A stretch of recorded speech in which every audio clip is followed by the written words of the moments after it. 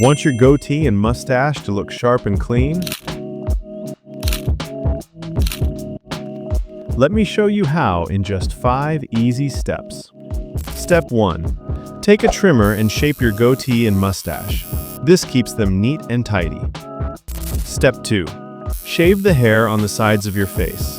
This makes your beard and mustache stand out more. Step 3. Use an eyebrow razor to remove tiny stray hairs. Small details make a big difference. Step 4. Trim your goatee carefully. A neat goatee improves your overall look. Step 5. Wash your face and apply moisturizer. Smooth skin helps your beard and mustache look fresh. And that's it!